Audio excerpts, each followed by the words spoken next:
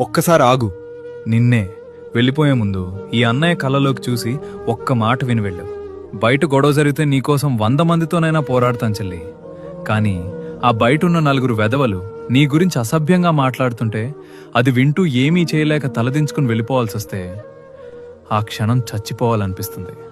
నువ్వెవడికో పంపే ఒక్క ఫోటో, చేసే ఒక్క మెసేజ్ నీ అన్నయ్య గౌరవాన్ని బజార్న పడేస్తుందని ఎప్పుడైనా ఆలోచించావా?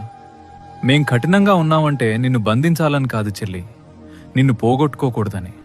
నీ ఒక్క తప్పు నిర్ణయం వల్ల ఈ ఇల్లు, ఈ బంధాలు ముక్కలైపోతాయి. జాగ్రత్త చెల్లి.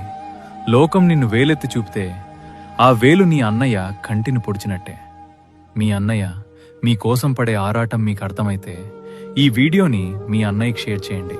అలాగే మీ బ్రదర్ పేరుని కామెంట్లో మెన్షన్ చేసి బెస్ట్ బ్రదర్ అని చెప్పండి.